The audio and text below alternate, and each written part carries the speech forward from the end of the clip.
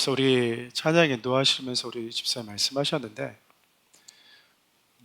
우리가 이렇게 하나님을 믿고 신앙생활을 할 수 있는 건 우리에게 신앙을 물려준 믿음의 세대들이 있기 때문인 것 같아요. 그리고 그런 역할들을 여러분들이 또 자녀들에게 해주고 계십니다. 그래서 우리 옆 사람 보시면서요, 당신은 복입니다 라고 이렇게 한번 인사해 줬으면 좋겠습니다. 한번 인사할까요? 여러분, 진짜 복입니다. 그러니까 여러분들이 복을 받으려고 구하는 것도 필요하지만, 여러분들이 복이기 때문에 여러분들이 복을 흘려보내시는 건 너무나 중요한 것 같아요. 나의 존재 그 자체가 여러분 누군가에게 기쁨이 되고 복이 되고 있고 즐거움이 된다라고 하는 건 참 행복한 일인 것 같아요. 근데 여러분, 진짜 존재 자체만으로 누군가에게 기쁨이 되고 복이 되는 존재가 있다면 자녀들이 아닐까 싶어요. 목사님, 저는 제 아내가 제게 복입니다라고 또 살기 위해서 말씀하시는 분들이 있을 수 있는데, 종종 그런 분들이 계시더라고요. 내 아내가, 내 남편이 존재 자체로 나에게 복입니다라고 말하는 분들이 대한민국에 한 서너 가정 있는 것 같아요. 근데 대부분 그 가정을 제외하고는 자녀들은 존재 자체만으로 어릴 때든 장성했을 때든 늘 나에게는 참 특별한 존재가 되는 것 같아요. 이 땅에 태어난 사람들은 부모 없이 태어난 존재가 없기 때문에 이 땅에 태어났다면 우리 모두는 다 누군가의 자녀라고 하는 이름을 갖게 됩니다. 동시에 자녀를 낳게 되면 누군가의 부모라고 하는 이름도 가지고 살게 되는 것 같아요. 근데 이 소중한 이름들, 자녀, 부모라고 하는 이 이름은요, 우리가 이 땅을 사는 동안에만 아주 잠깐 허락된 선물들이에요. 예수님께서 여러분 이런 말씀하셨어요. 부활 때가 되면 장가도 가지 않고 하늘의 천사와 같다라고 이야기를 했어요. 천국에 모든 것이 다 있는 것 같지만 천국에 할 수 없는 게 있어요. 그게 바로 결혼입니다. 결혼. 그러면 하나님은 이 땅을 사는 자들에게 무언가의 필요로, 또 무언가를 알려주기 위해서, 어떤 중요한 하늘의 메시지를 알려주기 위해서 결혼이라고 하는 제도를 줬다라는 거예요, 이 땅에서. 그리고 하나님의 나라에서는 결혼을 하지 않는다라고 하는 것은 굳이 결혼을 하지 않아도 그 의미를 다 알게 되어버렸다라고 하는 의미가 있겠죠. 그렇다면 여러분, 하나님께서는 이 땅을 살아가는 자들에게 결혼이라고 하는 제도를 통해서 우리에게 가르쳐 주신 분명한 메시지가 있다라는 거야. 다시 말하면 우리는 이 땅을 사는 동안 누군가의 자녀이자 누군가의 부모로 살아가지만 우리는 영원히 누군가의 자녀일 수 없고 동시에 영원히 누군가의 부모일 수 없다라고 하는 의미이기도 해요. 그렇기 때문에 우리는 이 땅을 살아가는 동안 나에게 자녀와 부모라고 하는 이름을 주신 그분의 의도에 맞게, 그분이 주신 그 이름에 맞게 살아갈 수 있는 것, 그건 참 지혜인 것 같아요. 그 이름의 의미가 무엇인지 모르고 우리가 인생을 허비하는 자들이 얼마나 많은지 모릅니다. 내가 받은 상처를 명분으로 삼아서 내가 이렇게밖에 할 수 없다라고 하는 것, 혹은 내게 주어진 이름의 의미가 무엇인지 생각 한번 해보지 못한 채 살아가는 이들이 참 많아요. 우리 지난 시간 어린이 주일이었었는데 그 어린이 주일 때 우리가 살펴봤던 메시지가 무엇이었냐면, 상처받은 가정, 나에게 상처를 주었던 형제들, 그리고 포르시드라고 하는 난세에 태어났음에도 불구하고 나라와 민족을 살리고 누구보다 믿음으로 살았던 믿음의 사람들에 대해서 생각해 보았어요. 그런데 그 믿음의 사람들이 대부분 다 10대 소년들이었습니다. 그리 아니하실지라도 라고 하는 그 믿음 가지고 살았던 다니엘, 다니엘 세 친구도 마찬가지죠. 죽으면 죽으리라 했던 에스더, 형제들을 용서하면서 총리가 되어서 많은 영혼들을 살렸던 분들이 계시잖아요. 근데 그 요셉이 팔렸던 그 나이도, 또 다윗이 골리앗을 때려 죽이고 그가 이후에 장인인 사울에게 쫓겨다녔던 그 모든 나이가 여러분 다 15세, 17세, 18세였습니다. 우리로 따지면 중학생, 고등학생들이었어요. 저 여러분들의 성경을 보면서 이런 다윗의 믿음을 어떻게 골리앗을 이길 수 있지? 그리고 어떻게 자기 장인에게 살해 위협을 받으면서 저렇게 도망 다니면서도 불구하고 억울한 누명을 썼음에도 불구하고 형제들을 용서하고 누구를 탓하지 않고 그 속에서 누구보다 빛나는 믿음의 모습을 보여줄 수 있었지? 포로로 끌려갔으면서도 불구하고 자신의 신앙의 정체성을 목숨 걸고 지켰던 사람들, 우리가 끊임없이 믿음을 배우고자 하고 본받고자 했던 그 믿음의 사람들이 보여줬던 그 믿음은요, 전부 다 10대 때 보여줬던 겁니다. 지금 한강공원에 나가 있는 우리 초등학생, 중학생, 고등학생들의 믿음이다, 그 말이에요. 생각해보면 그런 것 같아요. 좋은 환경이 믿음에 분명한 영향을 미치기는 하지만 절대적인 영향을 미치지는 않는 것 같아요. 결국 하나님 앞에서 내가 어떤 믿음의 반응을 하느냐가 그 사람의 삶을 결정하는 것이지, 환경이 절대적인 결정권을 갖지 않는다라는 겁니다. 환경과 시대를 탓하지 않는 믿음의 사람들이, 그래서 저 여러분들이 돼야 되는 거야. 수많은 믿음의 사람들은 시대를 탓하지 않고, 내가 태어난 가정을 탓하지 않고, 부모를 탓하지 않았고, 환경을 탓하지 않았어요. 그 말은 그것들이 내가 살아가는데 분명한 어느 정도의 영향을 미치지만 그것이 나로 하여금 하나님 앞에서 믿음으로 살아가는 데 있어서 절대적인 영향을 미치지 못하겠다라는 거예요. 왜냐하면 우리가 살아가는 삶의 현장과 환경이 참 다릅니다. 너무 다양하죠. 그래서 저는 여러분들이 시대를 탓하거나 환경을 탓하거나 내가 누군가의 상처받았다라고 하는 그것에 스스로 갇혀있지 않았으면 좋겠어요. 여러분, 그러잖아요. 사람들을 이렇게 쭉 만나다 보면 성도들이 대부분 기쁜 일들을 많이 기억하고 있는 게 아니라 어린 시절 겪었던 상처들을 참 많이 기억하며 사는 분들이 많더라고요. 어린 시절 좋았던 것들이 참 많거든요. 부모님이 나에게 성실하게 매일같이 쏟아부어줬던 사랑의 수고들이 있거든요. 좋은 기억들이 있는데 대부분 우리들의 기억들은요, 상처받은 기억에 머물러 있어요. 그리고 어떤 분들은 그 10대 때 받았던 상처가 50, 60, 70이 돼도 여전히 남아 있습니다. 또 어떤 분들은 그러잖아요. 자녀들 낳고 자녀들 임신하고 출산했을 때 너희 아버지 안 왔다고, 술 먹느라고 그냥 늦게 왔다고, 퇴근 늦게 했다고, 또 혹은 아이를 낳았는데 병원에 오자마자 당신이 나를 먼저 보지 않고 애를 먼저 봤다고, 그것이 내 가슴에 철저히 한으로 남아있다고, 뭐 이런 분들이 있어요. 그게 너무 오래 가는 거예요. 너무 오래. 왜 그럴까요? 스스로가요, 정당성을 부여하고 그 프레임에 갇혀 있는 거예요. 나는 슬퍼해도 돼, 나는 상처받아도 돼, 그것은 충분히 죽을 때까지 상처받고 내가 하소연해도 될 만한 일이야 라고 스스로를 정당화해버리는 거예요. 그럼 여러분, 그 프레임에서, 그 상처 안에서 절대 못 나옵니다. 절대 못 나와요. 믿음이라고 하는 건 그 어떤 프레임에도 갇혀있지 않는 거예요. 나는 하나님께만 매이기로 스스로 결정하는 사람들이 믿음의 사람들입니다. 수많은 믿음의 사람들이 그렇게 살았어요. 나는 그 어떤 것에도 매이기를 스스로 거부하고 하나님께만 매이기로 결정을 해버린 것이죠. 저는 여러분들이 그런 분들이었으면 좋겠고 여러분들의 자녀들도 그런 자녀들이었으면 좋겠습니다. 오늘 어버이 주일입니다. 자녀들의 이름은요, 특별한 경우를 제하면 대부분 부모님들이 지어주잖아요. 근데 부모라고 하는 이름은 자녀들로부터 옵니다. 참 독특하게 서로가 서로의 이름을 지어주는 관계인 셈이에요. 부모는 자녀 이름을 지어주지만 부모라고 하는 이름은 자녀가 존재하면서 시작되기 때문에 그렇습니다.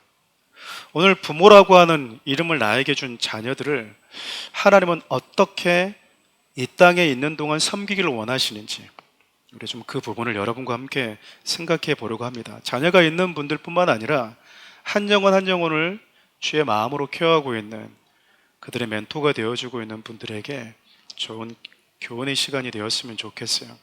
오늘 본문을 보면 하나님께서 모세를 통해서 자녀를 대함에 있어서 부모들에게 몇 가지 당부하고 있습니다. 가장 먼저 당부하고 있는 게 뭐냐면 하나님의 말씀을 부모들 마음에 새기래요, 새겨. 여러분, 새기라고 하는 말은 어떤 말이냐면 반복해서 하나님의 말씀을 지속적으로 읽고 숙지해서 하나님의 뜻이 무엇인지, 하나님의 말씀 가운데 어떤 메시지가 담겨져 있는지 그 뜻을 내 머릿속에만 담아두지 않고 가르치고 말할 수 있는 실력을 갖추라는 거예요. 그럼 한국에는 많은 성도들의 그 장점과 그리고 보완해야 될 점들이 있어요. 장점은 정말 뜨겁습니다. 웬만해서는 그들의 믿음을 무너뜨리지 못하고요. 그들의 열정도 그들의 열정에 제동을 걸지도 못합니다. 근데 보완해야 될 점들이 무엇인가 생각해 보면 제가 어렸을 때도 그랬고 부교육자 시절 때도 그랬고 보면 그렇게 오랫동안 교회 생활을 해왔는데도 불구하고 내가 믿는 복음이 뭔지를 설명을 못하는 거예요. 교회를 왜 다니는지, 예수님이 내게 어떤 의미가 있고 내가 예수님을 왜 믿는지, 내가 믿고 있는 믿음의 내용이 뭔지를 설명을 못 해줘요. 근데 참 놀라운 건 설명을 못 해줌에도 불구하고 그 믿음을 절대 포기하지 않는 강인함은 가지고 있어요.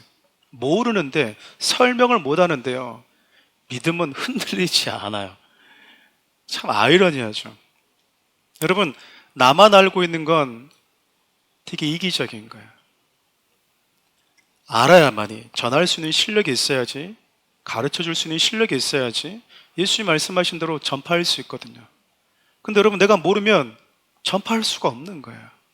그렇잖아요. 여러분, 누군가에게 가르치려면, 전파하려면 반복해서 숙지하고 익숙해져서 가르칠 수 있는 실력을 가져야 되는 거예요. 하나님께서 새기라고 하신 것은 그러니까 반복해라 그 말이에요. 반복해서 같은 곳을 긁어낼 때만 새겨지거든요.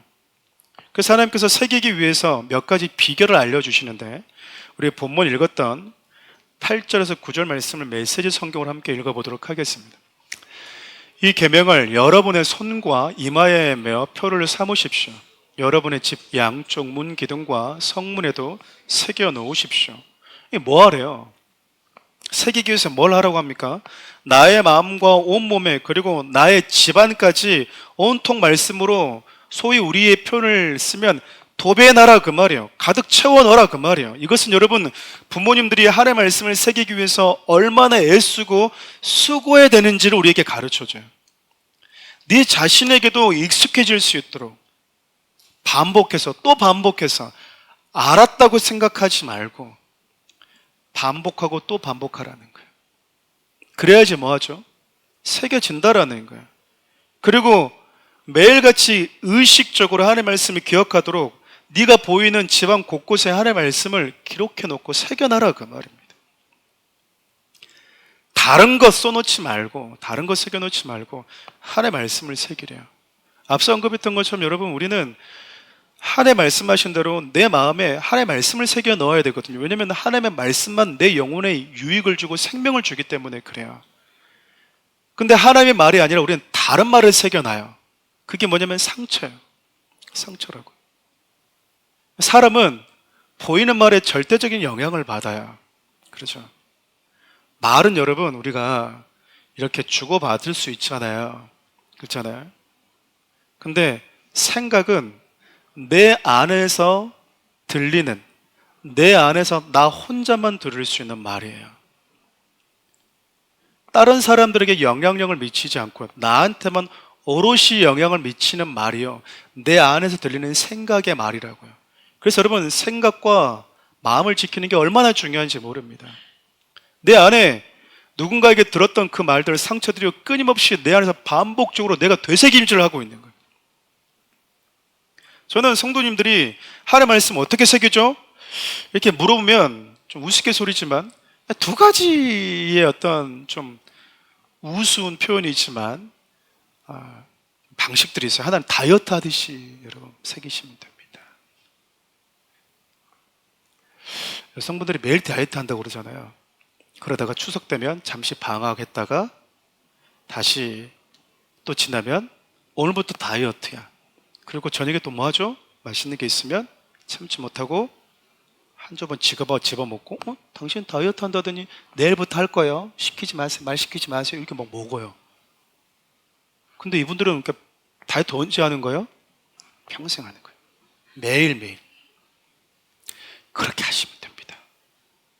지워지지 않는 표현, 지워지지 않는 내 뇌리 속에 꽂혀있는 단어, 다이어트 해야 돼요. 여러분들 아마 오늘도 다이어트 하려고 하는 분도 있을 거예요. 여러분, 다이어트는 평생 끝나지 않습니다. 다시 불어오잖아요. 귀염둥이였다가 내 몸매가 장난꾸러기가 되어 있어. 그렇잖아요. 여기저기 장난꾸러기가 되어 있는 몸 보면서 또 다짐하잖아요. 다이어트 하시면 됩니다. 결단을. 또 하나 앞서 얘기했던 것처럼 여러분, 상처는요 왜 오랫동안 남냐면 계속해서 반복해서 내 스스로에게 혼자 얘기하기 때문에 그래요. 혼자 있으면서 그래요. 방금 전까지 괜찮았다가 어떻게 나한테 그럴 수 있어? 그렇지, 그렇게 말하면 안 되잖아. 여러 표현들이 있는데 왜 그런 식으로 표현을 하냐 그 말이야. 그렇지? 생각해도 말이 안 되잖아. 그렇지, 좋은 말들이 많은데 왜 굳이 그런 단어를 썼어? 이걸 여러분 집에 가면서 계속 뭐 하는 거야? 되뇌이는 거야. 말씀을 여러분 곱씹는 게 아니라 집에 가면서 목사님은 왜 그렇게 말을 해? 좋은 말들 많은데 하필 왜 그런 단어를 써? 그렇게 하면서 여러분 가서 뭐 하죠? 계속 집에 가는 동안 이걸 되새기는 거예요. 여러분, 상처받는 사람들의 특징이 그거라니까요. 자다가도 불뚝불뚝 일어나요. 왜 그래요? 내가 심장이 상해서 내가 잠을 못 자겠다고 그래요. 왜요? 그러면 며칠 전에 너가 아버지가 했던 말 때문에 아직 내가 화가 안 풀렸대. 며칠 전에 했던 말이 화가 안 풀렸다는 얘기는요, 며칠 동안 계속 뭐 했다는 얘기입니까? 묵상했다라는 거예요. 묵상했다라는 거예요.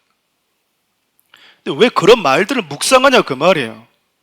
나를 가둬두는 말, 나를 그 어린 시절 어른이 되지 못하고 어린 어른이 되게 만드는 그 상처, 왜 아직까지도 스스로가 묶여있도록 하냐 그 말이에요. 여러분, 상처가 나를 묶는 게 아니고 내가 스스로 상처에 묶이는 거예요. 내가 스스로 상처에 묶이는 거라. 근데 하나님은 뭘 새기래요? 하나님이 하시는 말을 새기래요. 하나님의 말을. 예수님이 여러분 요한복음 6장에 그런 표현을 쓰세요. 내가 일러주는 말이 뭐래요? 생명이래요. 그 말은, 예수님이 주시는 그 말은 나를 살리지만 어떤 말은 나를 죽이는 말도 있다란 뜻이에요. 근데 우리는 내 영혼을 파괴하는 말을 계속 내 마음에 너무 오랫동안 담아두고 있어요. 그러다 보니까 내 마음이, 심정이 상하고 마음이 상하고 내가 여러분 엄청난 스트레스에 시달리게 되어버리는 거예요. 전 여러분들이 다른 걸 마음에 새기지 않으셨으면 좋겠어요. 여러분, 우리는 좋으나 싫으나 이 땅에서 내가 원하는 사람만 만날 수 있지 않고 내가 원하는 말만 들을 수는 없어요. 우리가 살아가는 세상이 그래요. 좋은 사람만 있는 게 아니거든요. 내 마음의 호수에 호의적으로 노저어서 오는 분들만 있는 게 아니라 악의적으로 돌을 던지는 사람들이 있다니까요. 그때마다 우리는 뭐 하실 수 있어요? 좋지 않은 거는 버릴 수 있고요. 좋은 것은 내 마음에 담아둘 수 있어요. 좋은 것을 선택하라 그 말입니다. 하나님은 여러분 다른 것이 아니라 우리 부모님들에게 먼저 얘기해요. 자녀들에게 무언가를 주기 전에 너희들이 먼저 생명을, 좋은 것을, 유익한 것을, 하나님의 말씀을 새겨라. 새겨지지 않으면 너의 몸에 네가 있는 지방 곳곳에 그 말씀을 기억할 수 있는 곳, 기억할 수 있도록 의식적으로 환경을 만들어라 그 말이에요. 여러분, 창세기를 보면 하나님께서 우리 인간에게 이렇게 얘기하세요. 인간만이 독특하게 하나님의 형상을 가진 존재, 하나님의 형상이 새겨져 있대요. 이 땅에 수많은 피조물들이 있거든요. 근데 인간이 특별한 건 뭐냐면 하나님의 형상이 새겨져 있기 때문에 그래요. 가끔씩 강아지 키운 분들이 그래요. 목사님, 강아지의 생명은 소중하지 않습니까? 소중해요. 근데 여러분, 이 땅에 있는 모든 생명들이 소중하거든요. 근데 인간은 그 중에서 특별해요. 인간이 왜 소중하다고 하는 차원을 뛰어넘어서 특별하냐면 인간에게만, 하나님이 인간이라고 하는 피조물에게만 당신의 형상을 새겨놔서 그래요. 여러분, 새겨진 건요 눈에 금방 띕니다. 하나님의 형상을 새겨놨다라고 하는 건 보이지 않는 하나님이 보이는 인간을 보면 보이게 만들어놨다라는 거예요. 여러분, 인간론에 대해서 한마디로 정의하라라고 말하면 인간은 하나님을 그래서 보여주는 존재인 거예요. 하나님은 보이지 않는데요, 하나님의 형상을 닮은 인간을 보면 하나님이 보이도록 만들어 놨어요. 그래서 여러분, 인간이 하나님의 형상을 잃어버리고 나니까 인간의 몸을 입고 오신 예수님이 직접 뭐 해주죠? 하나님의 형상을 보여줘 버린 거예요.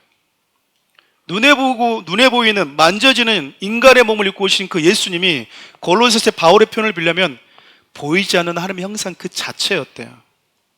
그래서 여러분, 우리가 예수님을 끊임없이 닮아가는 것은 잃어버린 하나님의 형상을 회복한다라고 하는 의미이고, 잃어버린 하나님의 형상을 회복한다라고 하는 것은 하나님이 맨 처음에 인간을 창조했던 원래 인간으로 돌아가는 것입니다. 하나님의 말씀은 우리 인간에 새기는 거예요. 마음에 새기는 거죠. 요한복음 1장을 보면 예수님이 이런 표현을 쓰세요. 예수님을 어떻게 소개하냐면 말씀이 육신이 되셨대요. 머리부터 세포 하나하나까지 온통 말씀으로만 가득 차 있는 분이다, 그 말입니다. 그래서 여러분, 부모님들은 말씀을 마음에 깊이 새겨놓고 또 새겨 넣어서 우리 자녀들에게 하나님의 어떤 분이신지를 보여줘야 돼요. 특별히 부모들은 하나님 아버지라고 하는 이 부모가 나를 어떻게 사랑하는지, 나의 어떤 공급자이신지를요, 우리 부모된 자들이 보여줘야 되는 거예요. 부모들은 여러분, 우리 자녀들이 그래서 가끔씩 상처받은, 아빠에게 상처받은 이 아이들 특징을 보면요, 하나님을 아버지라고 부르기 싫어해요. 왜 하나님의 아버지죠? 어머님은 안 되나요? 그래서 어머니 하나님이 있어요, 없어요? 우리 주위에? 계세요. 참 하나님이 많아요, 우리나라에는. 그 하나님끼리 좀 모여가지고 자기들끼리 좀 토론 좀 했으면 좋겠어요, 누가 진짜 하나님인지. 근데 자기들끼리 절대 모이지 않습니다. 왜요? 서로가 가짜라고 하는 걸 알고 있기 때문에. 부모는 잃어버리는 하나님의 형상이 다시 새겨 넣어서 이 땅에 태어난 자녀들에게 하나님의 얼굴을, 나의 진짜 아버지 얼굴을 보여줘야 되는 거야. 오늘 본문이 강조하는 또 하나의 메시지는요, 부모의 마음에 새긴 그 하나님의 말씀을 자녀들에게 부지런히 가르쳐 주라고 합니다. 부지런히. 저절로 알아서 알게 되는 것이 아니기 때문에 교육을 시켜줘야 된다, 그 말이에요. 근데 우리는 이 세상적인 성공을 위해서 자녀들에게 참 많은 시간들을 투자합니다. 엄청난 물질을 투자하잖아요. 과외가 고액 과외를 보면 정말 엄청날 정도잖아요. 그리고 아이들이 보면 12시, 새벽 1시가 되어도 학원에서 못 나오는 경우가 많아요. 더 나아가서는 우리 부모님들이 그 성공을 위해서 하나님께 기도하는 자들이 있어요. 여러분이 종종 이런 표현을 제가 쓰잖아요. 우상숭배라고 하는 건 하나님보다 더 사랑한다라고 하는 의미도 있지만, 우상숭배라고 하는 건요, 내가 얻기 위한 그 어떤 것을 위해서 하나님을 수단으로 삼게 되면 그것이 우상이 되는 거예요. 내가 얻고 싶은 것이 있어요? 그럼 기도하면 되잖아요. 근데 내가 얻고 싶은 것이 있는데 하나님을 수단으로 만들어버리면 이것은 여러분 더 이상 나의 꿈이 아니라 우상이 되어버리는 거예요. 그런 방식으로 우리가 하나님께 예배하고 신앙생활하는 분들이 적지 않은 건 너무나 안타까운 겁니다. 부모님들은 그래서 뭘 가르쳐 줘야 되죠? 학교에서는 학교 교육을 가르치고, 세상은 돈 버는 방법을 가르쳐 줄지 모르고 성공하는 노하우를 가르쳐 줄지 모르지만, 부모들은 뭘 가르쳐 주는 겁니까? 인간이 누구인지, 우리는 이 땅에서 아주 잠시 살다 떠나는 나그네일 뿐이라고 하는 것을 가르쳐 주고, 영원한 우리의 본향이 저 위에 있다라고 하는 것, 그것을 가르쳐 줘야 돼요. 이건 여러분 믿음의 부모들밖에 가르쳐 주지 않아요. 여러분, 교회를 떠나면 세상은 지금도 원숭이에서 인간이 떴다고 끊임없이 얘기하잖아요. 조금 더 똑똑한 사람들 또 빅뱅 이론이라고 얘기를 합니다. 자기의 이 지식을 또 의지하면서요, 세상에 대해서 끊임없이 얘기해요. 누가 알려줍니까? 인간이 어디로부터 와서 어디로 가는지 누가 알려주냐고요. 하나님의 말씀을 마음에 새겨놓은 부모들밖에 없어요. 그래서 여러분, 부모들 만나면 많은 시간들은 엄마 나 100점 맞았어. 그래? 더 열심히 하려면 어떻게 하면 돼? 이렇게 하면 돼. 그 얘기가 아니고 여러분, 그 얘기는 아이들이 바깥에서 충분히 듣고 충분히 해요. 안에서는 하나님을 알려주고 우리가 누구인지, 하나님의 자녀된 우리는 어떤 삶을 가치 있게 살아야 되는지 그걸 알려줘야 돼요. 그거를. 어느 정도로 여러분 부지런히 가르치라고 얘기하냐면 우리 7절을 역시 메시지 성경으로 같이 한번 읽어보겠습니다. 집에 앉아있을 때나 길을 걸을 때나 어디 있든지 이 계명에 관해 이야기하십시오. 아침에 일어나는 순간부터 밤에 잠자리에 드는 순간까지 이 계명에 관한 이야기를 하십시오. 이 말씀에 근거하면 저는 참 부끄러운 것 같아요. 나름대로 하고 있거든요. 근데 성경은 뭐래요? 아침에 일어나는 순간부터 뭐 하래요? 밤에 잠자리에 드는 순간까지 뭐 하래요? 가르쳐 주래요. 이렇게 하고 계신 분은 손 한번 들어보십시오. 혹시 아침에 일어나는 순간부터. 그래서 여러분 우리가 뭐 하고 있는 거냐면 거룩한 루틴을 하고 있는 거예요. 일어날 때 하나님을 찾도록 해주고, 씻을 때 하나님을 기억하게 해주고, 옷을 입을 때 신발을 신을 때 여러분 그거 아이들한테 가르치고 계신가요? 이걸 하고 있는 우리 교회 친구들 되게 많아요. 우리 아이들도 늘 합니다. 옷을 입을 때, 신발 신고 나갈 때 잊어버릴까봐 현관문 앞에다가 크게 써놔요. 그럼 그거 읽고 나갑니다. 그러니까 이 말씀 한마디로 얘기하면 뭡니까? 언제 어디서 무엇을 하든 대화의 중심이 하나님의 말씀이어야 되고 너희들이 살아가는 삶의 판단 기준이 하나님의 말씀에 된다라고 지금 얘기하고 있는 거예요. 그러려면 부모님들은 먼저 하나님의 말씀을 잘 배우고 익혀서 그것을 가르칠 수 있는 실력을 가져야 되는 거예요. 그래서 여러분 사랑하는 우리의 모든 성도들은 여러분 특별히 부모된 자들은 다 1대1 받으셔야 돼요. 가끔씩 자녀들이 하나님의 말씀을 물어올 때가 있어요. 너무 중요한 시간인 거야. 그리고 자기의 삶의 고민을 물어볼 때가 있어요. 아빠, 엄마, 왜 살아야 되죠? 삶의 의미가 뭐죠? 뭐가 가치 있는 거죠? 왜 그걸 내가 해야 되죠? 몰라 이 새끼야, 돈이나 많이 벌면 돼. 여러분 이건요 너무 자녀들과 얘기할 수 있는 중요한 시간을 놓쳐버리는 거예요. 엄마 하나님이 세상을 창조했다고 그러는데 학교에서는 원숭이가 진화돼서 인간이 됐다는데요? 어떻게 해야 돼요? 나도 몰라. 공부나 해. 이러면 여러분 신앙을 중심으로 부모와 대화할 수 있는 기회는요 더 없어져요. 근데 왜 대부분 그 시간과 그 기회를 놓치냐 부모님들이. 부모들도 몰라. 엄마 교회를 왜 가요? 몰라 뭐 이래. 헌금은 왜 하는데요? 아니 내가 헌금을 안 하고 싶어서 그런 게 아니고요 11조는 왜 하는지 아빠는 잘 몰라서 그래요. 그냥 아빠도 모르는데 그냥 교회에서 시키니까 하는 거야 이러고 있으면 여러분 중요하게 아이들에게 메시지를 심어줄 수 있는 그 시간을 잃어버린다고. 아이들이 다시 물어보지 않아요. 우리 아빠는 몰라요. 우리 엄마 몰라요. 우리 아이들은 지금도 집에서 우리 아내가 공부를 가르치거든요. 근데 수학 문제 풀면서 모르겠어. 이거 어떻게 하는 거지? 아빠 부른 적이 한 번도 없어요. 저는 몰라요. 애들이 알아. 몇 번 불러서 아빠한테 물어봤더니 제가 1, 2학년까지는 풀었는데 4학년 거를 풀고 보니까 너무 어렵더라고요. 이게 물론 제가 집중해서 풀면 풀 수 있겠죠. 근데 이게 어렵더라고요. 어려워. 그래서 제가 아빠 잘 모르겠네. 엄마 불러야 되겠다. 그래서 아내가 가르쳐 줍니다. 그 이후로 여러분 수학 문제가 어려우면요 아이들 잘 안 찾습니다. 근데요 성경과 신앙에 대해서 항상 저를 찾아요. 아이들이 나에게 어린 시절 매번 물어올 것 같습니까? 아이들이 초등학교, 중학교 가면 이제 엄마, 아빠 잘 안 찾아요. 친구가 좋아질 나이잖아요. 근데 아이들과 유대 관계를 만들 수 있는 그 소중한 초등학교 시절을 부모님들이 다 허비해버리는 거예요. 왜? 내가 모르니까. 내가 배운 적이 없어. 내가 예수님을 믿고 있는데도 불구하고 왜 믿는지 나도 한 번도 고민해 본 적이 없어. 그 질문에 대해서 내가 답해 본 적이 없어. 깔끔하게 내가 고민했던 그 갈등에 대해서 내 언어로 내가 별로 말해 본 적이 없는 거예요. 그러니까 애들이 벌써 커버렸어. 이제는 아이들과 대화하면서 엄마가 배워. 모르는 게 너무 많은 거예요, 부모님들이.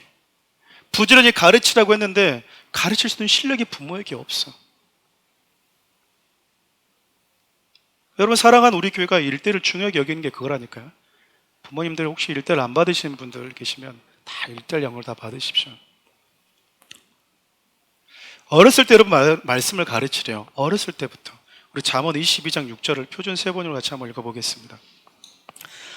마땅히 거래할 그 길을 아이에게 가르치라. 그러면 늙어서도 그 길을 떠나지 않는다. 여러분, 개역 개정에는요, 마땅히 가르칠 것을 이렇게 얘기했거든요. 근데 표준 세번역에는 좀 더 정확하게, 원문에 비해서 조금 더 정확하게 기록되어 있어요. 아이들이 마땅히 걸어가야 될 그 길이 있대요. 매일같이 하루하루 인생의 여정의 길을 걸어갈 텐데 어떻게 걸어가지? 어디를 걸어가야 되지? 어느 길로 가야 되지?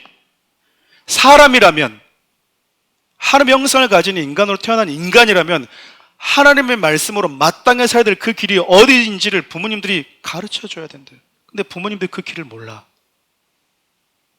여러분, 전도서 기자가 세상에 많은 것들을 다 가졌어요.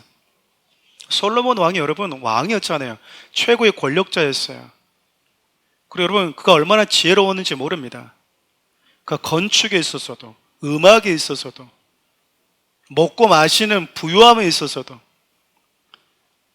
의자왕에 비하면 좀 겸손하지만 아내는 1000명. 우리나라는 대단한 나라예요. 의자왕 3000명의 궁녀가 있었던 거 보면 솔로몬도 의자왕보다 조금 못했던 게 아내들이었습니다. 제가 무슨 말씀을 드리고 싶은 거냐면, 이 땅에 살고 있는 우리 자녀들이요, 솔로몬이 가졌던 것 중에서 하나라도 가져보려고 지금 그 발버둥 치고 있는 거예요. 그렇지 않아요? 솔로몬이 가지고 있는 그 수많은 것들 중에서 하나 가지면 성공한 거잖아요. 그거 하나 가지려고 지금 우리 아이들이 밤새도록 저 난리를 치고 부모님들이 저 난리를 치는 거예요. 근데 그것을 결국 다 가져본 솔로몬이 마지막 전도서 때 뭐라고 결론을 내리죠? 인간의 본분이 뭐래요? 하나님을 경외하는 거래요. 하나님을 예배하는 거래요. 잠언에서 가르쳐주고 있는 게 그거예요. 그럼 여러분, 이걸 누가 알려줘야 되죠? 부모들은 자녀들이 하나님을 예배하고 하나님을 사랑하고 하나님께 속한 자라고 하는 분명한 정체성을 가지고 살아가는 것을 가르쳐주는 게 당연하다라는 거죠. 그게 여러분 부모 역할이에요. 누가 알려줍니까, 자녀들에게? 학원 선생님들은 좋은 대학 가는 것을 알려주잖아요. 그분은 그분의 역할을 성실하게 하고 있는 거예요. 회사에 가면 성공할 수 있고 승진할 수 있는 비결을 알려주죠. 근데 사람이 누구인지, 인간이란 존재가 어떤 길을 마땅히 걸어가야 되는지를 알려줄 수 있는 유일한 존재가요, 부모래요. 부모. 성경을 보면 자녀들은 믿음으로 양육했던 분들이 나옵니다. 인생의 네 박자라고 하는 게 참 아이러니한 게 그건 것 같아요. 좋은 부모를 만나면 자녀들이 믿음 안에 크냐? 그럴 수도 있어요. 근데 그러지도 않을 수가 있어요. 반대로 부모들이 믿음으로 잘 양육하면 자녀들이 믿음 안에 잘 크냐? 그럴 수도 있는데요, 그러지 않을 때도 있더라고요. 여러분, 그러지 않을 수 있는 확률이 있다고 해서 부모가 해야 될 역할을 충성되게 하지 않는 것은 여러분 옳지 않잖아요. 여러분, 성경을 보면 자녀들을 믿음으로 잘 양육했던 부모들인데 세 분을 여러분에게 좀 소개하고 말씀을 매듭지으려고 합니다. 어렸을 때부터 자녀들을 믿음으로 잘 양육했다 사람 첫 번째가 아브라함이에요. 우리 창세기 할 때 다뤘던 부분인데 한 번 더 읽어보도록 하겠습니다. 창세기 21장 4절입니다. 그 아들이 이삭이 난 지 8일 만에 그가 하나님이 명령하신 대로 할례를 행하였더라. 아브라함이 여러분 이삭을 100세에 낳았어요. 100세에 낳았으니까 얼마나 예쁘고 사랑스럽겠습니까? 더구나 아이를 가질 수 없는 몸인데 아이가 태어났어요. 근데 아이가 태어나자마자 8일 만에, 열흘도 안 됐어요. 그 작은 아이의 몸에 아브라함이요 칼을 갖다 댑니다. 포피를 잘라준 거예요. 이건 여러분 자녀의 의지와 자녀의 생각과 상관없이 부모가 일방적으로 행해준 거예요. 21세기 부모의 관점으로 보면 야만인도 아니고 어떻게 아이들한테 그렇게 그런 행동들을 할 수 있어요? 라고 접근할지는 몰라요. 그런데 여러분, 아브라함이 자녀의 포피를 잘라내 주었던 것은요, 이제 너는 세상에 속한 몸이 아니라 하나님 나라에 속한 구별된 몸을 가진 자다라는 거예요. 너는 세상에 대해서 이미 죽었고 세상과 상관없는 자, 나는 하나님 나라에 속한 자, 난 하나님의 자녀야. 하나님의 백성으로서의 거룩한 정체성을 가지고 살아야 된다라고 하는 것을요, 아이의 몸에 지워지지 않도록 새겨버린 거예요. 여러분, 부모가 사랑하는 자녀에 대해서 결코 포기할 수 없고 포기해서 안 되는 것이 뭐냐면 내 자녀가 하나님께 속한 하나님의 백성이라고 하는 그 정체성을 심어주는 거야. 왜냐하면 부모는 평생 자녀 곁에 있지 않거든요. 부모가 자녀 곁에 머물러 있는 동안 부모가 반드시 해줘야 될 게 바로 그거예요. 아프지만 나는 별로 그것을 좋아하지 않는데요, 기대하지 않았는데요 라고 할지 몰라도요, 부모는 반드시 포피를 잘라주는 이 행위를 해줘야 됩니다. 너의 정체성이 하나님께 있다라고 하는 거예요. 여러분, 우리 자녀들이 세상 가면 끊임없이 그들의 정체성을 찾아 헤매요. 헤맨다고요. 그래서 여러분, 거짓된 세상에 그들에게 잘못된, 왜곡된, 거짓된, 거짓말로 그들의 정체성을요 심어줄 때가 많아요. 아브라함의 이 단언 행동들을 보면 뭘 알 수 있냐면, 여러분, 부모는요 자녀에게 물어봐야 할 것이 있고 그들의 의견을 듣고 존중하고 의견을 수렴하고 타협해야 될 것이 있기도 하지만, 자녀들의 의견과 상관없이 부모가 가진 권위로 일방적으로 감당해 줘야 될 것도 있다라는 거예요. 그렇지 않으면 여러분, 하나님을 향한 믿음과 성경적 세계관이 전혀 형성되어 있지 않는 자녀들에게 부모들이 끌려다닐 수 있어요. 그러면서 부모들이 얘기합니다. 목사님, 우리 자녀들을 제가 존중하려는 거예요. 저 존중하는 거 아니에요, 여러분. 잘라내주지 않, 목사님 애들이 아플 것 같아서 제가 아직 안 잘랐어요. 여러분, 사랑하는 게 아니에요. 더 커버리기 전에 잘라주라는 거예요. 부모가 줄 수 있는, 하나님의 부모에게 준 권위로 할 수 있는 건 큰 소리 치는 게 아니고요, 바로 이거라는 거예요. 포피를 잘라주는 거예요. 그러면서 말해주는 거예요. 네 몸이 일반 사람들의 몸과 이제 다른 몸이야. 다를 거야. 네가 인지가 생겼을 때, 아빠, 내 몸이요 다른 친구 몸과 다른데요? 바꿀 수 없잖아요. 잘라버렸으니까. 그래서 뭐 하는 겁니까? 부모가 설명해 주는 거예요. 아빠 몸도 네 몸과 똑같지? 아빠 몸도 제 몸과 달라. 왜냐하면 우리는 이 세상에 속한 자가 아니라 하나님께 속한 자이니까. 그걸 여러분 반드시 부모가 알려줘야 된대요. 하나님에 대한 정체성, 하나님 나라에 속한 정체성. 아이들이 태어나기 전부터, 태어날 때부터 너의 정체성이 누구인지, 그것은 여러분 부모의 책임이라는 거예요. 여러분, 하나님께 속한 자라고는 분명한 의식을 가지고 심어주는 것, 정체성을 심어주는 것이 아브라함이 했다면, 하나님께 속한 자로서 그 분명한 의식을 가지고 지속적으로 살아가도록 해주는 것도 필요합니다. 그런 수고를 했던 부모가 나오는데 바로 한나예요. 우리 사무엘상 2장 18절부터 19절 같이 한번 읽어봅시다. 사무엘은 어렸을 때 세마포 에봇을 입고 여호와 앞에서 섬겼더라. 그의 어머니가 매년 드리는 제사를 드리러 그의 남편과 함께 올라갈 때마다 작은 겉옷을 지어다가 그에게 주었더니, 한나는 여러분 사무엘을 낳기 전에 하나님께 이렇게 서원을 했어요. 아들을 주시면 그 아들을 나실인, 다시 말하면 하나님을 예배하고 섬기는 구별된 자로 하나님께 드리겠습니다. 그렇게 서원을 한 거예요. 그리고 실제로 사무엘을 낳고 나서 젖을 뗀 다음에 평생 하나님께 수종들면서 사는 자로 하나님께 내어드렸어요. 하나님께 여러분 내어드렸다고 하는 것은 내 몸에서 나왔지만 그는 하나님께 속한 자, 하나님께서 내게 잠시 맡겨주신 존재라고 하는 신앙 고백이 담겨져 있다고 할 수 있어요. 여러분, 나에게 주신 거예요. 맡겨주신 거다, 그 말입니다. 내 것이 아니고요, 내 몸에서 하나님께서 내 몸을 통해서 나에게 주신 거예요. 그래서 여러분, 그것을 알았던 한나가 뭐 하냐면 해마다 사무엘을 찾아가서 겉옷을 지어서 입혀줍니다. 좀 알레고리컬하게 해석하면 해마다 한나는 사무엘에게 뭐 해줬던 거예요? 너는 하나님께 구별된 자야. 너는 하나님의 사람이야.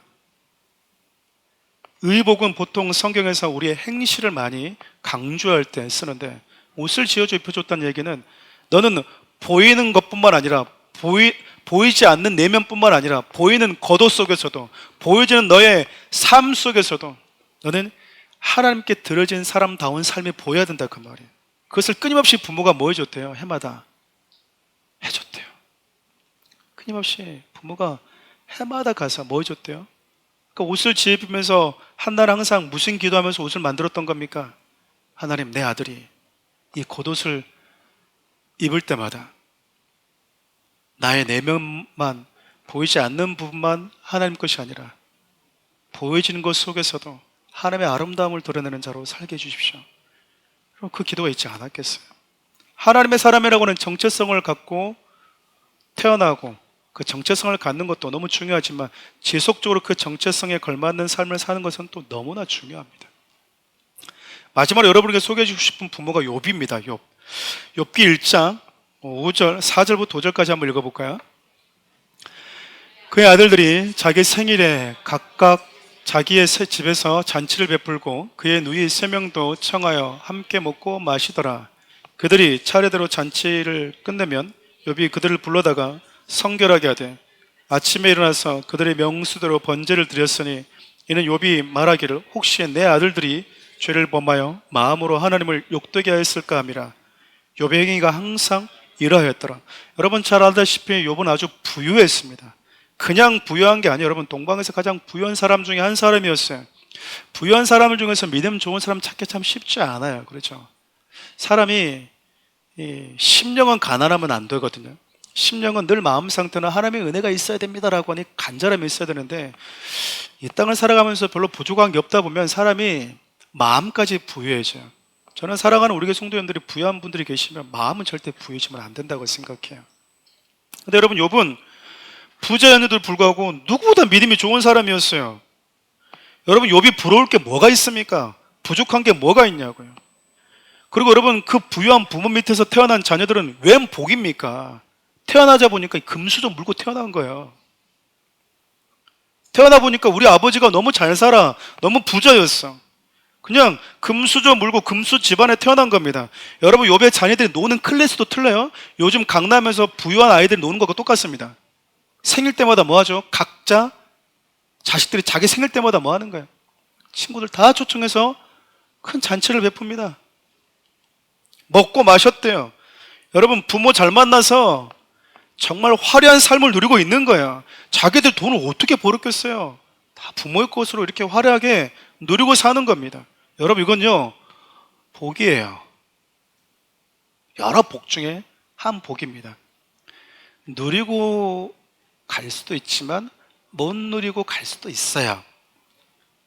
그러나 여러 복 중에 하나일 뿐입니다. 부유한 삶을 누리는 걸 여러분 이렇게 안 좋게 생각하는 분들이 있어요. 가끔 또 우리나라도 보면 좀 안타깝잖아요. 많이 가진 사람들 적대시하는 경우들 종종 있잖아요. 많이 가진 건요 많이 가진 거예요. 적게 가진 건 적게 가진 거라고요. 부유한 사람은 악, 가난한 사람은 선, 그런 게 없어요. 성경 그렇게 말한 적이 없다고요. 근데 우리는 많이 가진 놈들 다 도둑놈들, 적게 가진 사람들은 뭔가 선한 사람들, 여러분 그런 관점으로 보는 건 전혀 성경적이지 않아요. 부유한 삶을 누리는 건 좋은 거예요. 저는 사랑하는 우리 교회 성도들이 다 욥 같은 부모들이었으면 좋겠어요. 아멘한 자들마다 그냥 욥같이 부유해질지어다. 이거 여러분 부모들이 내 자녀 금수저 물고 태어나게끔 해주면 좋잖아요. 욥이 그랬어요. 부유했고 그 욥의 자녀들 역시 부자인, 부유한, 거부인 아버지 욥 때문에요 뭐 하나 부족함 없이 삽니다. 다만 욥이 걱정했던 건 뭐냐면 그런 즐거움을 누리는 건 좋지만 그 즐거움 속에서 하나님과 멀어지게 하는 요소가 군데군데 있을 수 있다라고 하는 거예요.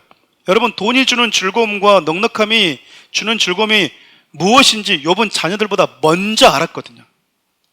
먼저 자녀들 태어나기 전부터 그것을 누려보면서 돈이 주는 즐거움, 넉넉함이 주는 그 즐거움, 그 뿌듯함과 그 짜릿함이 뭔지를 그 맛을요 욥은 먼저 느껴봤어요.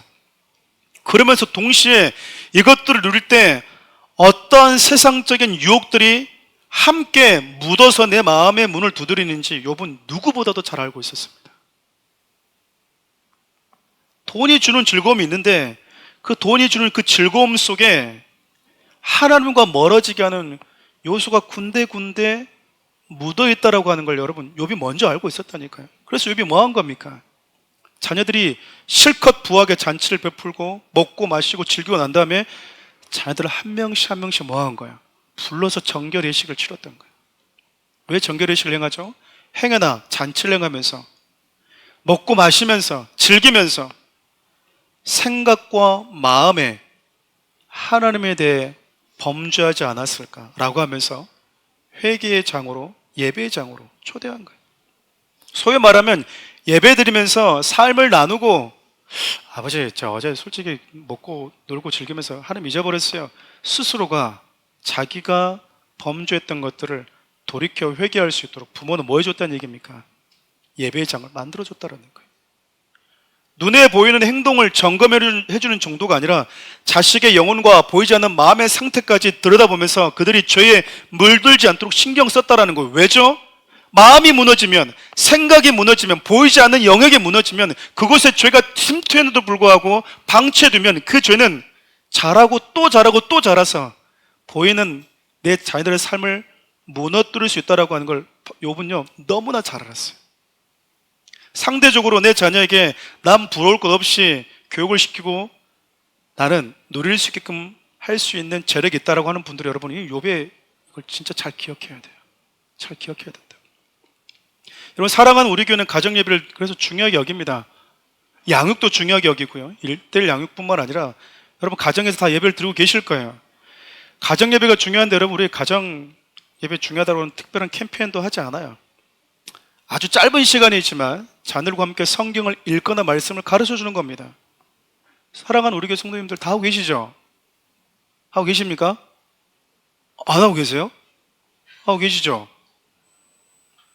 제 가정 얘기를 잠깐 해서 좀 죄송하지만 저희 교회는 저희 가정에 1번, 2번, 3번 있잖아요. 1번은 고등학생이고 2번은 이제 초등학생, 3번 초등학생인데 둘째, 셋째는요 우리 아내가 매일같이 성경 통독을 해줍니다. 정해진 분량을 다 읽어요. 저는 초등학교 5학년 때 하나님 처음 경험하고 나서 중학교 1학년 때부터 성경을 사서 읽었거든요. 그래서 중학교 1학년 때 처음 제가 성경 일독을 했어요. 그래서 매년마다 성경을 일독을 했거든요. 그러면 여러분 하루에 3장씩은 봐야 됩니다. 일독하려면 3장씩은 꼭 봐야 돼요. 기본으로. 근데 우리 아이들은 한 3년 정도 되면 일독을 할 것 같아요. 저보다 더 빨리 성경을 먼저 통독할 것 같더라고요. 고등학생에 따른 특별한 경우 아니면 제가 주 2, 3회를 메시지 성경으로 3장씩 교독합니다. 그리고 녹음을 해요. 추억으로 남겨주려고. 그리고 성경 통독하기 전에 그 읽을 내용, 3장의 내용을 제가 짧게 한 2, 3분 정도 설명을 좀 해줍니다. 그리고 토요일 저녁에 되면요 3자녀를 다 불러서 우리가 여러분에게 가르치고 있는 1:1 양육 교재 가지고 1:1 양육의 1과 2과 3과 그 1과의 소 제목이 3개가 있잖아요. 그 한 소주제를 더 쪼개서 하나씩 매 주일마다 가르쳐 줍니다. 근데도 여러분 충분하다고 생각한 적이 없어요. 부모 교육할 때 여러분 제가 자주 언급하는 메시지이지만 자녀들의 신앙 교육의 가장 중요한 역할을 감당하는 곳은 교회가 아니고 가정이에요. 가정이라고요. 주 역할이 교회가 아니라 그럼 부모다 그 말입니다. 여러분 자녀들이 매일 학교 가서 교육받듯이 매일 교회 와서 하루 종일 머물다 간다 그럼 교회 책임이 맞아요. 근데 여러분 일주일 딱 한 번 1시간 2시간 교회 머물다 가는 게 전부의 아이들이 그들의 신앙을 교회가 책임져 줄 거라고 생각한다? 여러분 그건 잘못된 생각이고 책임 전가와 똑같아요. 특히 여러분 데이터에 의하면 자녀들의 신앙에 가장 영향을 주는 첫 번째 인물이 누군지 아십니까? 누구예요? 엄마예요. 여러분 엄마예요. 순위를 매기면 여러분 목사님은 4등이야. 목사님이 여러분은 성도들에게 우리 자녀들에게 그 신앙적 영향이 가장 1번일 것 같죠? 아니요 4번이라니까요. 3번이 교사고요 2번이 아빠 1번이 엄마예요. 여러분 엄마들은 무겁게 받아들이셔야 돼요. 이 말은 엄마의 신앙이 아이들의 신앙에 고스란히 영향을 미친다 그 말이에요. 어려운 시간을 지나갈 때 깊고 어두운 터널을 지날 때 예상치 못한 상황을 만날 때 속상하고 원망하고 싶은 상황을 만날 때 이건 어른들만 만나는 게 아니고 우리 아이들도 똑같이 만나요. 그때 우리 부모님들이 어려운 시절을 지날 때 깊고 어두운 터널을 지날 때 속상 원망할 수밖에 없는 상황을 만날 때 어떻게 반응하는지 우리 아이들은 봅니다. 본다고요. 어떤 강사분이 그 말씀 하시더라고요. 저도 그 말에 되게 동의하는데, 전 여러분들은 그러지 않으셨어요? 이 아빠들이 아이들 불러놓고 엄마 욕하는 경우는 별로 없어요. 너희 엄마 애들 불러가지고 너희 엄마가 아빠한테 어떻게 하는 줄 아니? 내가 너가 엄마 때문에 이렇게 여러분 얘기하는 아빠는 거의 없어요. 저도 안 들어봤거든요. 근데 엄마들은요, 딸들 불러놓고 뭐 하죠? 아빠 흉봐요. 내가 아빠 때문에 내가 이렇게 산다고 막 원망을 다 애들한테 쏟아버리는 거야. 내가 아빠 때문에 내가 죽을 것 같아, 죽을 것 같아.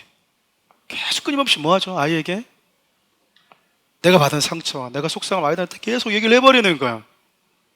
여러분, 아이들도 다 알아요. 우리 아빠 때문에 엄마가 속상하고 힘들다라는 걸. 왜 모르겠어요? 애들이 금방 눈치채요. 애들이 얼마나 민감한데요. 다 알아요. 근데 그때 엄마 힘들지? 아니야, 아니야. 기도하는 모습. 아직 아빠가, 엄마가 아직 하나님 깊이 못 만나서 그래. 그러면서 여러분 기도하는 모습을 보여주잖아요.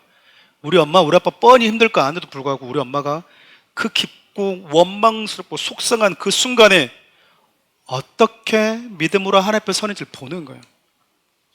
여러분, 멀리 있는 사람, 나와 상관없는 사람은요, 한 번의 교육을 통해서 가르쳐 줄 수 있어요. 멀리 있는 사람, 나와 상관없는 사람들, 여러분, 이 지식 가지고 나를 가르칠 수 있지만, 가까이 있는 사람은요, 지식 가지고 아이들한테 영향을 미치는 게 아니에요.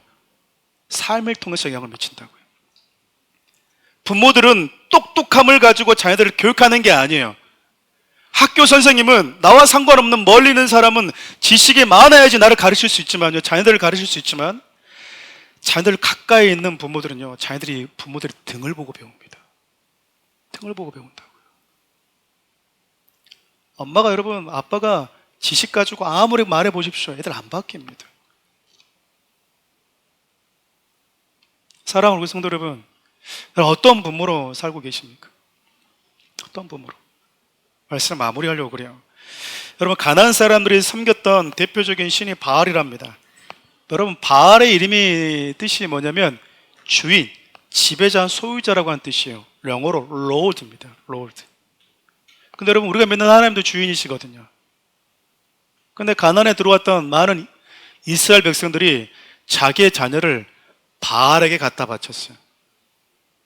우상 숭배한 거죠. 그리고 뭐 한 겁니까? 바알을 향해서 당신이 나와 우리 자녀의 주인입니다. 나와 내 자녀는 당신께 속했습니다라고 하는 표현인 거예요. 여러분, 이런 관점에서 본다면 세상에는 결국 자녀를 하나님께 내어드리는 부모와 세상이라고 하는 성공에 내어주는 부모, 딱 두 부류의 부모밖에 없는 거예요. 영원한 하나님의 나라에 속한 자처럼 살아가도록 하는 부모가 있는가 하면 썩어 없어질 세상에 속한 자로 살아가게 하는 부모가 있다, 그 말입니다.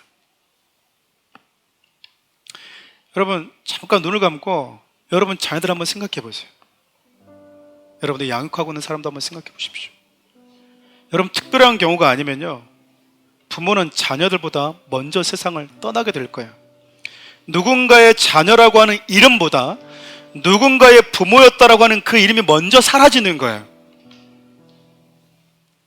부모라고 하는 이름을 가진 그 부모들이 그 이름이 사라지기 전에 자녀들에게 반드시 해줘야 될 것이, 너는 이 땅에 속한 자가 아니라 저 하나님 나라에 속한 자야. 그리고 하나님 나라에 속한 자답게 너의 삶에서 살아내야 돼. 내 마음이 네 생각에서부터 죄가 들어오지 않도록 늘 하나님 가까이 머물러 있어야 돼.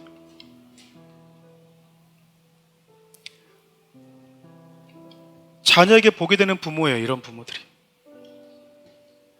그들이 필요한 거 다 사주고 떼쓴다고 해줄 거 다 해주고, 그게 여러분 자녀들에게 복이 아니고요, 진짜 자녀에게 복이 되는 부모는 아브라함처럼, 한나처럼, 욥처럼 내 자녀에게 행해주는 부모들입니다. 여러분들 자녀에게 복이 되어주고 계십니까? 복이 되어주고 계십니까?